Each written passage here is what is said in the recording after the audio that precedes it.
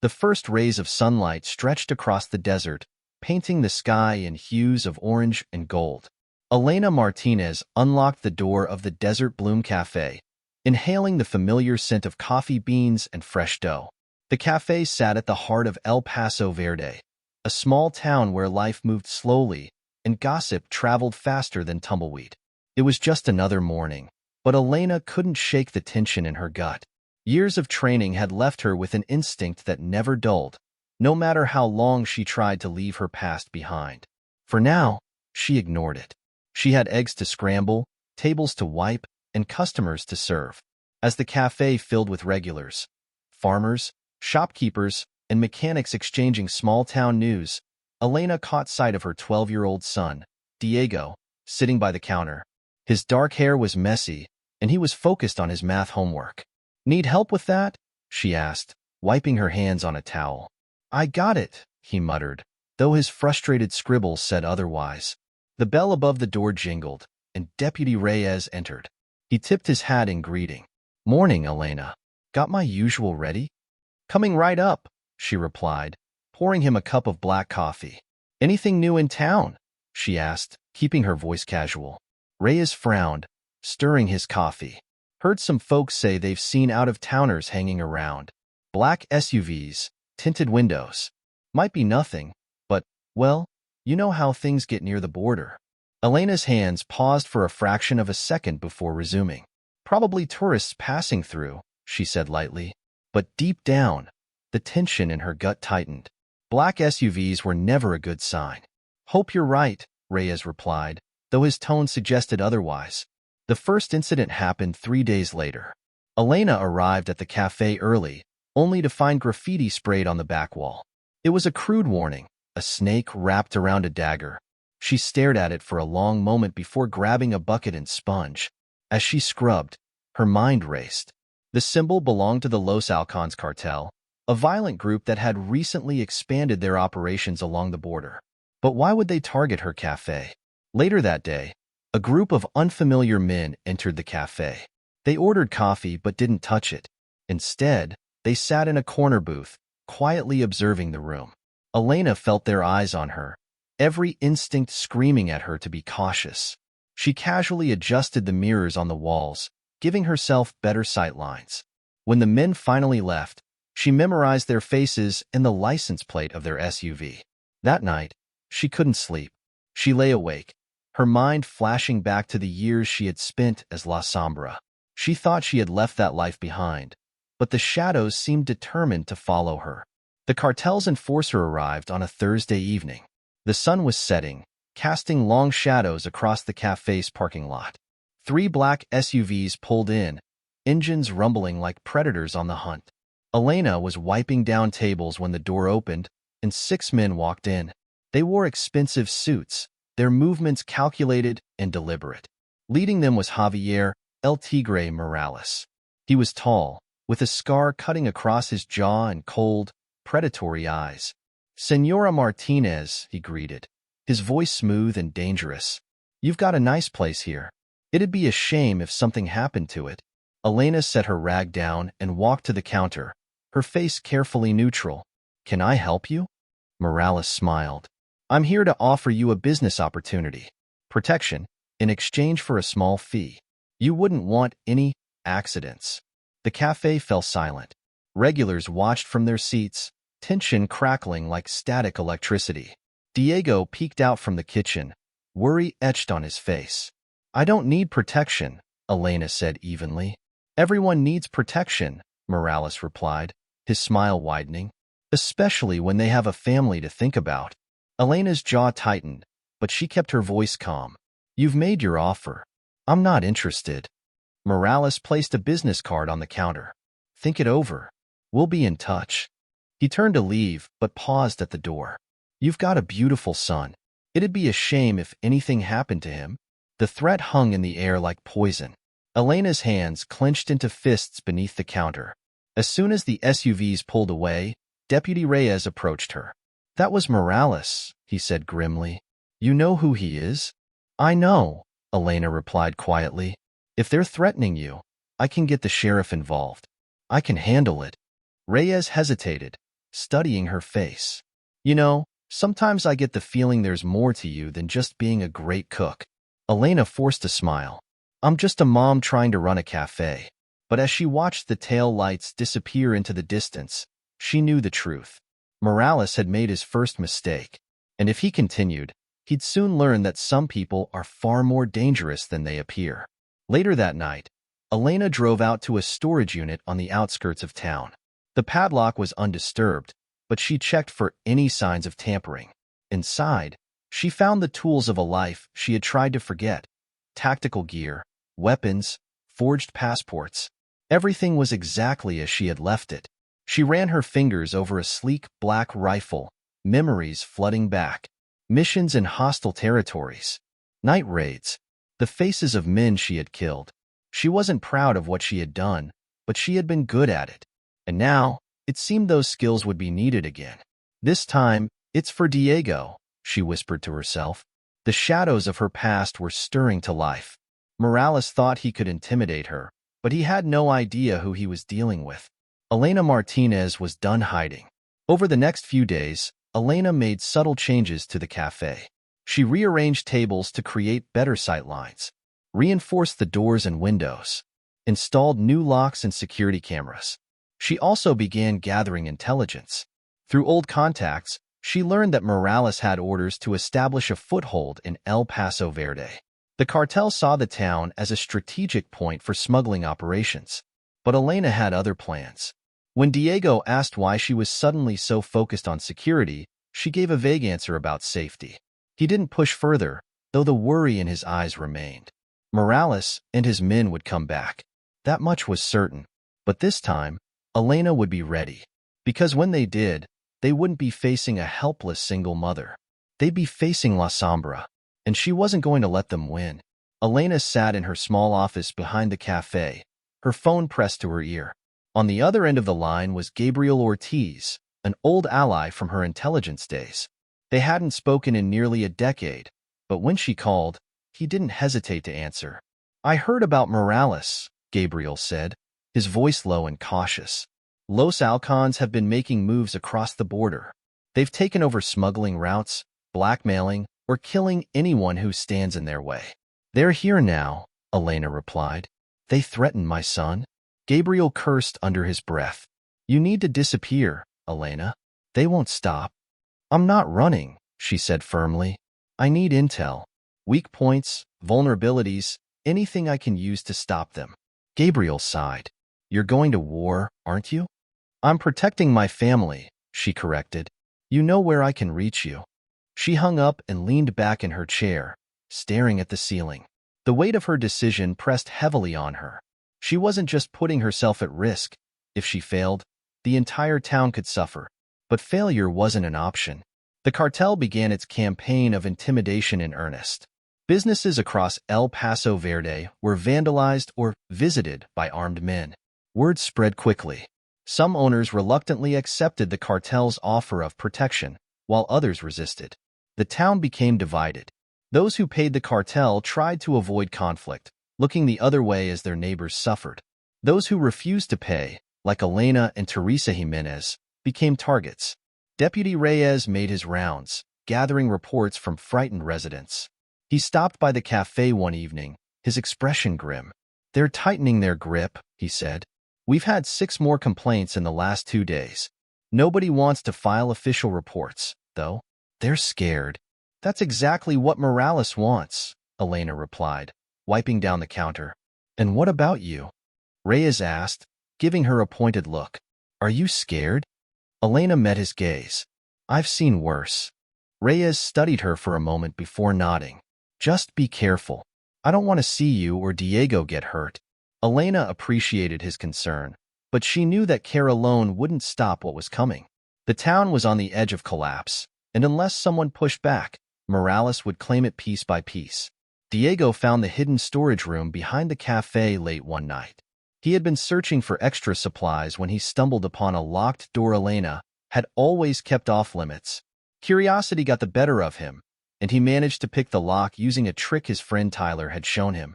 Inside, he found weapons, tactical gear, and documents bearing his mother's photograph under a different name. His heart pounded as he tried to make sense of what he was seeing. Elena found him moments later, standing in stunned silence. "Diego," she said softly, her voice steady but firm. "You shouldn't be in here." "What is all this?" he demanded. "Who are you, Mom?" Elena hesitated, then sighed. "It's complicated. Before we came to El Paso Verde, I worked for a government agency. I did dangerous things to protect people, but I left that life behind to keep you safe." Diego's eyes widened. "You were a spy?" "Something like that," she admitted. "And now the cartel is forcing me to use those skills again." Diego processed the information in silence. Finally, he asked, "Are they going to hurt us?" "Not if I can help it," Elena promised. "But I need you to trust me. Can you do that?" After a long pause, Diego nodded. "Yeah, I trust you." Elena pulled him into a tight hug, silently vowing to keep him safe at any cost. The cartel didn't wait long to make their next move. Late one evening, armed men broke into the cafe, expecting an easy takeover. But Elena had anticipated the attack. She moved like a shadow through the dimly lit building, using the terrain to her advantage. One by one, she incapacitated the intruders with silent precision. The last man, panicked and disoriented, fired wildly into the darkness. Elena appeared behind him, twisting his arm and disarming him in one swift motion. "Go back to Morales," she hissed, pressing a knife to his throat. "Tell him this town isn't his to take." The man nodded frantically. She released him, and he stumbled out the door, leaving behind his unconscious comrades. Elena stood in the empty cafe, her heart pounding. The first battle had been won, but she knew the war was far from over. The retaliation came swiftly. Morales sent a message by kidnapping the family of Teresa Jimenez, one of Elena's closest friends in town. The cartel wanted to break the community's spirit by targeting those who resisted. Elena gathered Deputy Reyes, Dr. Cho, and a few other trusted townspeople. They formed a plan to rescue the family without escalating the violence further. Under the cover of night, Elena led the group to an abandoned warehouse where the hostages were being held. Using her tactical expertise, she coordinated a precise and silent infiltration. The rescue was a success, but the operation wasn't without consequences. Morales learned of Elena's involvement and began piecing together her past. In the aftermath of the rescue, Elena discovered that someone within the town had been feeding information to the cartel. The betrayal cut deep, shaking her trust in those around her. The informant was revealed to be a local shopkeeper who had been coerced into cooperating with the cartel to protect his family. "I didn't want to do it," he pleaded. "They threatened my wife and kids. I had no choice." Elena's expression was cold but understanding. "You made a choice," she said quietly. "Now you have to help me fix it." The shopkeeper provided valuable intel on Morales' operations, giving Elena the edge she needed for the next phase of her plan. The morning after the rescue operation, Elena stood at the edge of town, watching the horizon. The air was still, but she knew a storm was brewing. Morales would retaliate, and this time, he wouldn't hold back. She had to prepare for a direct attack. The informant, Ricardo Gomez, stood nervously nearby, rubbing his hands together. He had agreed to work with Elena in exchange for protection. "I gave them everything you asked for," he said. "Locations, routes, contacts. Morales won't see it coming." Elena nodded, her mind already calculating the next move. "Good. But if you double-cross me again, there won't be a second chance." Ricardo swallowed hard. "I swear, I'm done with them." But as Ricardo walked away, something gnawed at Elena's gut. He had broken under pressure once. Could he be trusted now? A convoy of cartel vehicles approached El Paso Verde that evening, moving under the cover of dusk. Morales wasn't taking any chances this time. He sent a team of heavily armed men to set a trap for Elena, hoping to draw her into an ambush outside of town. Through intercepted messages, Elena learned of the plan. She decided to confront them head-on, leading Morales to believe he had the upper hand. The desert was vast and silent as Elena moved into position. She'd chosen the location carefully, narrow canyon walls that would limit the cartel's movements. As the convoy entered the canyon, Elena detonated a flash trap, disorienting the attackers. Gunfire erupted in the chaos, But Elena moved swiftly, picking off her targets with ruthless efficiency. The ambush turned into a massacre, and the survivors fled in terror. However, Morales was not among them. He had been watching from afar, analyzing her tactics. "She's no ordinary civilian," he muttered to himself. "Find out who she really is." Back in town, Diego grew increasingly restless. He had seen too much to remain on the sidelines. He wanted to help his mother, but Elena was adamant about keeping him out of danger. "You're all I have, Diego," she said one night. "I can't lose you too. But you can't do this alone." Diego protested. "I can help. You've been training me for weeks now." Elena hesitated, torn between her instincts and her son's determination. Finally, she relented. "All right, but you follow my orders. No heroics." Diego nodded eagerly.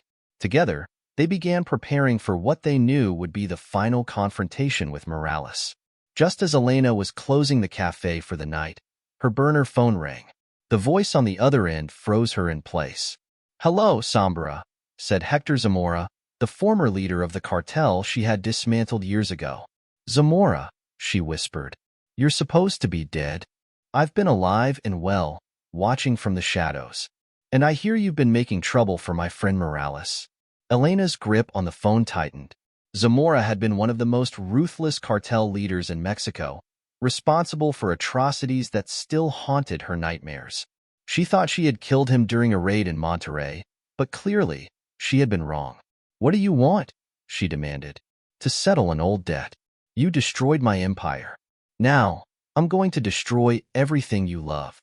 The line went dead, leaving Elena shaken. Zamora was more dangerous than Morales ever could be. If he was coming for her, the stakes had just reached a new level. The cartel spies finally uncovered Elena's true identity. Morales read the intelligence report with growing disbelief. "She's a ghost," his lieutenant said nervously. "She worked for an intelligence task force. Took down entire networks by herself. No wonder she's been one step ahead of us," Morales muttered.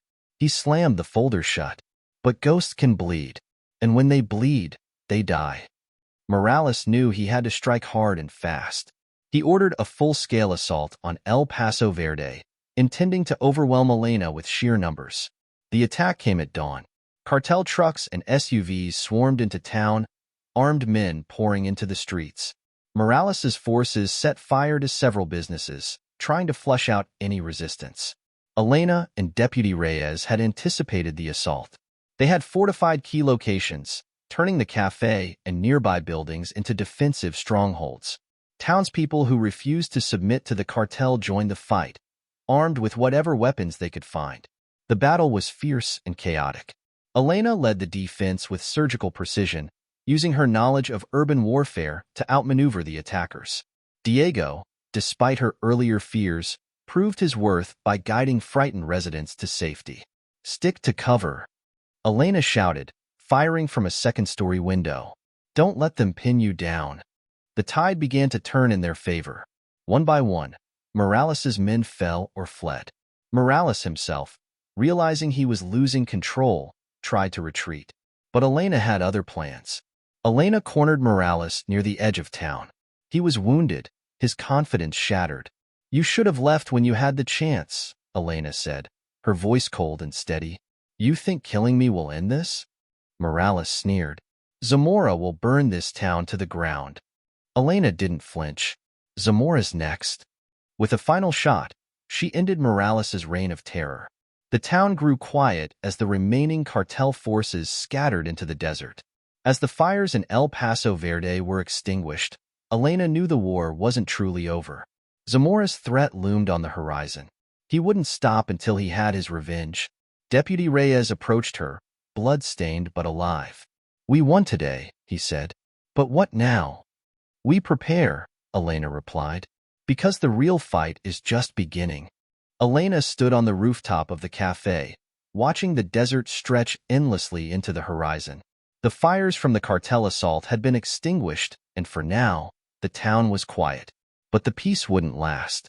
Hector Zamora was coming, and he wouldn't make the same mistakes Morales had. Zamora's reputation was built on ruthlessness, strategy, and the total annihilation of his enemies. Elena knew he would arrive with a small army. Deputy Reyes joined her on the roof. "Town's holding up for now," he said, "but people are scared. Some are talking about leaving." "They should," Elena replied. "Zamora doesn't leave survivors." Reyes crossed his arms. "And you? You planning to run?" "No," she said firmly. "I started this fight. I'll finish it." "We're with you, Elena," Reyes said. "You're not alone." Elena offered a faint smile. She appreciated his loyalty, but deep down, she knew the fight would be brutal. Zamora was playing for keeps, and she had to be ready for anything. The next day, Elena held a town meeting in the community center. Dozens of residents gathered, their faces tense with fear and uncertainty. The air was thick with the unspoken question, "Can we survive this?" Elena stood at the front of the room, her voice steady and commanding. "I know you're scared," she began, "but if we run, Zamora will chase us. He'll hunt us down one by one. Our best chance is to stand together and defend what's ours." Teresa Jimenez spoke up. "You saved my family, Elena. I'm not going anywhere." Others nodded in agreement. Slowly, the mood in the room shifted. Fear gave way to resolve. "We've fortified key buildings," Deputy Reyes added. "We have weapons and supplies. If we work together, we can hold the town." Elena laid out the plan: defensive positions, escape routes, and signals for communication. Everyone had a role to play.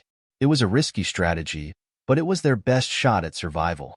At dawn, a convoy of armored vehicles appeared on the horizon.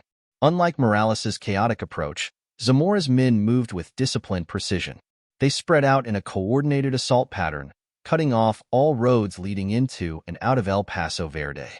Zamora himself stepped out of a black SUV, dressed in a tailored suit that contrasted sharply with the dust and heat of the desert. His cold, calculating gaze scanned the town like a predator sizing up its prey. "Bring me Elena Martinez," he ordered his lieutenant. "Alive, if possible, but kill anyone who gets in the way." The siege had begun. The first wave of attackers targeted the outer buildings. Gunfire echoed through the streets as Elena's defenders held their ground. Diego, stationed in a secure location with a radio, relayed information to the different groups. "East side needs reinforcements," he reported. "I'm on it," Elena replied, moving swiftly through the alleys. She carried an assault rifle, her senses heightened by years of training. Every corner, every window was a potential ambush point. She reached the east barricade just as the cartel soldiers breached it. In a blur of motion, Elena took down 2 attackers and coordinated a counteroffensive. The townspeople fought with a determination fueled by desperation and loyalty to their home. Across town, Reyes led a flanking maneuver, cutting off one of the cartel's supply lines. The battle was fierce, but the defenders held strong. However, Zamora remained calm. He knew this was only the beginning. Elena knew she couldn't win through sheer firepower. Zamora had more men and better equipment. Instead, she relied on misdirection and psychological warfare. She set a series of traps throughout the town, explosive devices, false paths, and decoy positions. As Zamora's men advanced, they found themselves disoriented and divided. In one brutal ambush, a group of cartel soldiers was lured into an abandoned warehouse. Elena detonated a series of flash bombs, blinding them before taking them down one by one. Zamora's lieutenant reported the losses with growing frustration. "They're hitting us from every direction. We need to regroup." "Let them think they're winning," Zamora said coldly. "We'll crush them when they get overconfident." But Elena wasn't underestimating him. She knew the final confrontation was inevitable. Night fell, casting long shadows over the ruined streets of El Paso Verde. The battle had reached a stalemate. Both sides had suffered casualties, but neither was willing to back down. Elena knew the time had come to face Zamora directly. She sent a message through one of his captured soldiers, challenging him to a meeting at the town square. Zamora arrived with a handful of his elite guards. Elena stood alone, her rifle slung across her back. The tension crackled like lightning in the air. "You've caused me a lot of trouble, Sombra," Zamora said, his voice low and menacing. "But it ends tonight." "You should have stayed dead," Elena replied. The two adversaries circled each other, their eyes locked. The final battle wasn't just about tactics, it was personal. The fight erupted in a blur of violence. Elena and Zamora's guards exchanged gunfire, their movements swift and deadly. Elena took cover behind a stone pillar, picking off her targets with surgical precision. Zamora, however, was no easy opponent. He moved with the confidence of a man who had survived countless battles. The two clashed in hand-to-hand combat, trading brutal blows. "You can't protect them forever," Zamora snarled, driving a knife toward her. "I don't need forever," Elena countered, disarming him with a swift maneuver. "I just need now." With a final surge of strength, she overpowered him, slamming him to the ground. Zamora lay bleeding, his empire crumbling around him. "It's over," Elena said, standing over him. "For now," he whispered, a twisted smile on his face. "There's always someone worse." Elena didn't hesitate. She delivered the final blow, ending the threat once and for all. The town of El Paso Verde began to rebuild. The fires were extinguished, the wounded treated. People who had once lived in fear now walked with their heads held high.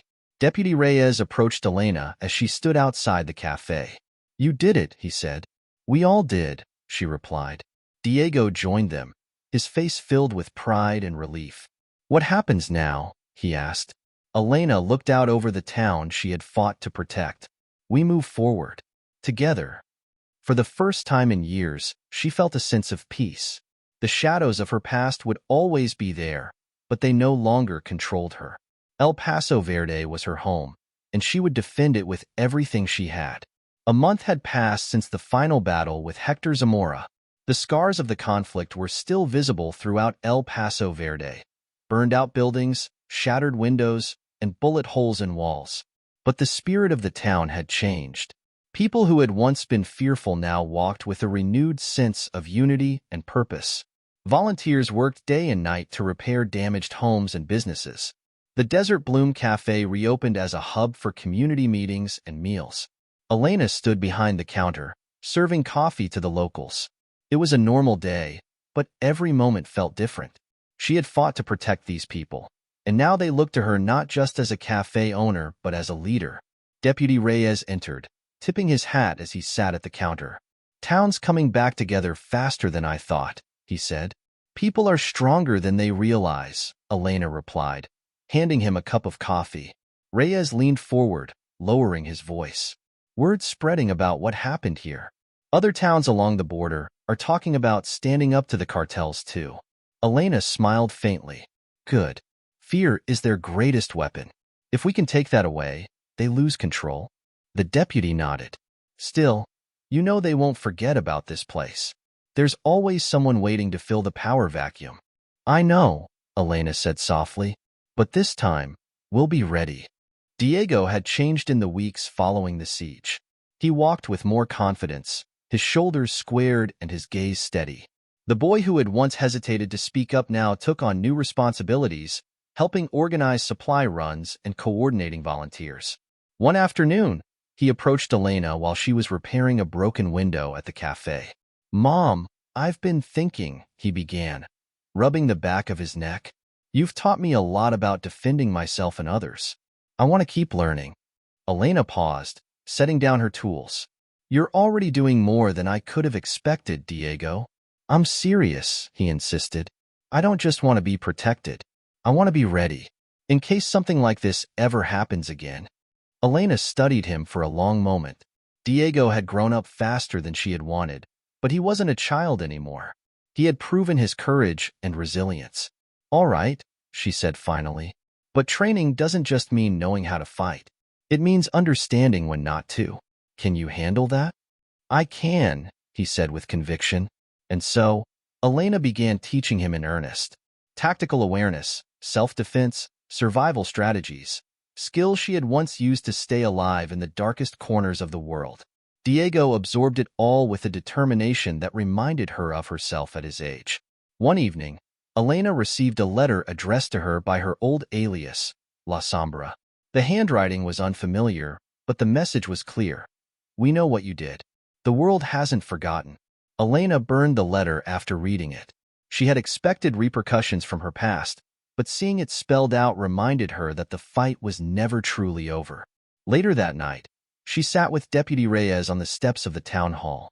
"Someone reached out to you, didn't they?" Reyes asked. "Yes," she admitted. "Old enemies have long memories." Reyes nodded thoughtfully. "You've got people watching your back now. You're not alone in this." "I know," Elena said. "But if they come, I need you to protect Diego and the town, no matter what." "You have my word," Reyes replied without hesitation. For the first time in years, Elena felt a glimmer of trust and hope. She wasn't facing the shadows alone anymore. As the sun rose over El Paso Verde, the town bustled with life. Children played in the streets, shopkeepers opened their doors, and workers repaired the last of the damage from the siege. Elena stood on the cafe's porch, watching the scene unfold. This town had become her home in a way she hadn't expected. It wasn't just about survival anymore. It was about building something worth protecting. Diego joined her, carrying a tray of breakfast burritos for the volunteers. "Looks like we've got a busy day ahead," he said with a grin. Elena chuckled softly. "You ready for it?" "Yeah," he said confidently. "We're not just surviving anymore, Mom. We're living." She placed a hand on his shoulder, pride swelling in her chest. Diego had grown into someone strong and compassionate, a beacon of hope for the future. As the two of them stepped into the bustling town square, Elena knew that they had earned this peace. The road ahead wouldn't be easy, but they were ready for whatever came next. Together, they would face the shadows of the past and build a future worth fighting for. Months later, Elena received a coded message from Gabriel Ortiz, her old ally. The message was simple. New cartel leaders are watching the border. They want revenge. Elena read the message quietly before tucking it away. She knew that danger would always linger on the edges of their lives. But she wasn't afraid. Her cafe was bustling, filled with the sounds of laughter and conversation. Diego worked the counter, joking with customers. Deputy Reyes stood by the door, keeping a watchful eye on the street. Elena allowed herself a rare moment of peace. The world might never forget who she was, but that didn't matter anymore. Here, in El Paso Verde, she had found something stronger than fear, hope. And if the shadows ever returned, she would be ready to face them. The story concludes with Elena embracing her dual identity as both protector and leader. The battle with the cartel has forged a stronger community, and though the shadows of her past remain, Elena and Diego are prepared to face whatever challenges lie ahead. Let me know if you want to expand any scenes, add more plot twists, or continue with additional story arcs.